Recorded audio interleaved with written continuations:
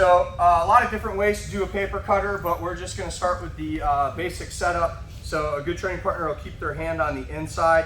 If the hand is up here, it'll make it difficult sometimes to get the finish. So for right now, just put the hand across the body that's between you and side control. My near hand is going to reach between his body and his arm. I'm going to reach, palm up, and I want to grab a hold of the gi here. Now it's important that you realize that we have one collar, right? So the pulling of this hand will tighten up this hand after I connect my hands together. So palm up, I'm going to put my weight on my shoulder, looking towards his head. I'm going to enter with my thumb, close my hand, and then I'm going to bring my arm to the inside. Now, when I go to finish this, I can even loosen up. I'm going to drop my elbow to the floor, and that inside hand is going to lift up. You see how I'm pulling here? That tightens the collar on the other side. One of the mistakes that I see in this position is that people will try to push the head away. I don't want you to do that. I want you to walk your body around, and it'll have a nice clean choke. If you feel like there's a windpipe pressure, it means that your grip's a little bit too tight, and there will be some people that will do that for discomfort. If it starts putting pressure on your windpipe, just tap, and you can not worry about that in sparring. Like if you're doing that and they tap that, that's cool. But with a compliant partner, someone that's not resisting you, you should be aiming to get a clean choke, okay? So again, underneath, 4 fingers, putting pressure, thumb, collapse the elbow, then I'm going to switch my hips.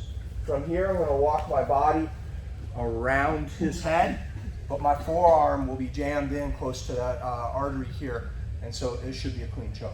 One more time. So I'm underneath, control, thumb, collapse, sit reverse, and then I walk my body around. If when you hit reverse, you drop too much weight on them, and you see their hips shoot up, they go, ah, ah, ah, just let go. Don't crush anyone's windpipe, nice and easy, okay? Let's get it. 1, 2. I like to start in north-south. Anytime that I'm gonna try and get their arm caught to the same side, I do that from going north-south. So if I try here, a lot of times I'll have trouble dealing with this arm. But if I'm up here, what I can do is I can feed this arm underneath the body, then I can turn and pin. Now he's in trouble, and notice that I'm pulling this in, because if I get lazy with that, yeah, he'll pull his arm back out. So pull everything tight and sit your body against it.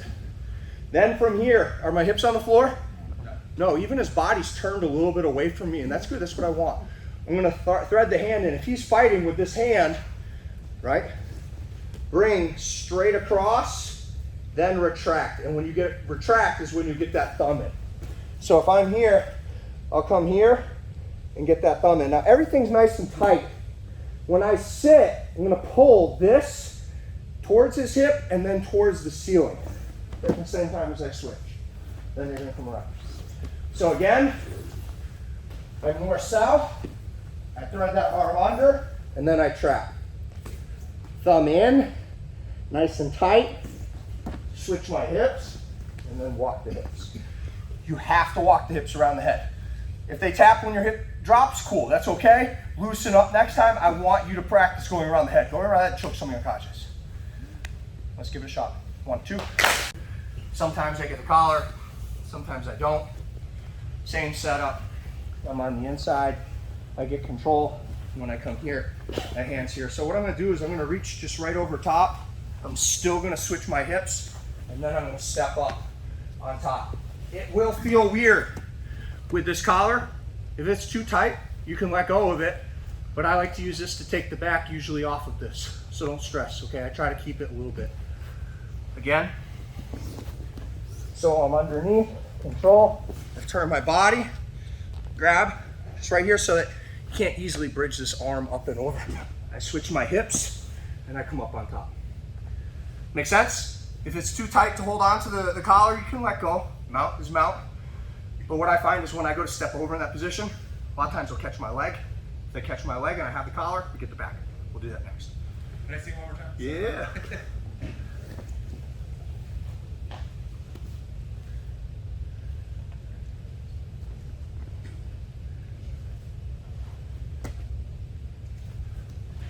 It is exactly what we're doing.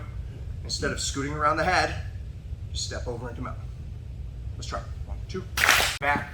We're going to look at a very structured way to take the back, but realize anytime where they flex and bust up or you start to sit and they try to turn up, it gives you the back anyway. So what we're practicing is going to, it won't look like this when you do it for real, but if you practice it this way, at any point when they start to come up, you'll be fine. So one under, I'm tight.